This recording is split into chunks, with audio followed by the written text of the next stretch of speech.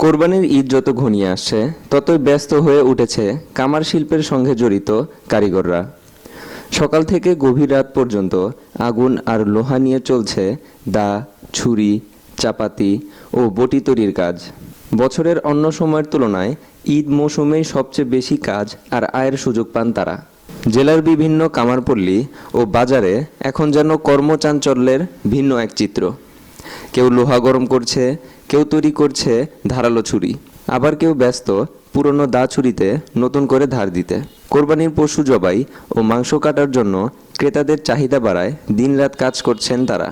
ঈদ উপলক্ষে আমরা কর্মব্যস্ততার মধ্যে প্রায় 1 মাস আগের থেকে প্রস্তুত থাকি। 1 মাস আগের থেকে ভিড় লোকজনের সমাগম থাকে।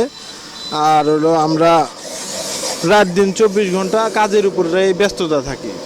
ঈদ উপলক্ষে আমরা গরু জবাই করা ছুরি, হাড় কাটা দা, হাড্ডি কাটা কুড়াল, চামড়া ছেলা চাকু, মাংস পিস করা বটি রটি সব তৈরি করি আমরা। এবার আমাদের প্রস্তুতি প্রচুর। কারিগররা বলছেন লোহা ও কয়লার দাম বাড়লেও চাহিদা বেশি থাকায় কিছুটা স্বস্তি ফিরেছে তাদের জীবনে। অনেকেই আগাম অর্ডার নিয়ে কাজ করছেন, কেউ কেউ আবার পুরনো যন্ত্রপাতি মেরামত করতেও ভিড় করছেন কামারদের দোকানে। আমি কামারের দোকানে আসছি প্রতি বছরের ন্যায় এবারও আমাদের সামনে আসছে ঈদুল আজহার। ঈদ উপলক্ষে এই যে দাও ছুরি এগুলা ধার করানোর জন্য আসছি। একসময় আধুনিক যন্ত্রপাতির কারণে হারিয়ে যেতে বসেছিল ঐতিহ্যবাহী এই কামারপল্লী। তবে কোরবানির ঈদকে ঘিরে আবারও প্রাণ ফিরে পায় তাদের কর্মশালায়। কঠোর পরিশ্রম আর আগুন লোহার সঙ্গে লড়াই করেই জীবিকার চাকা ঘুরছে এসব কামার পরিবারের।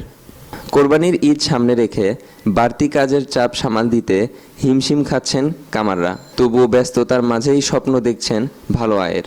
Shahriar Shahed, AS TV।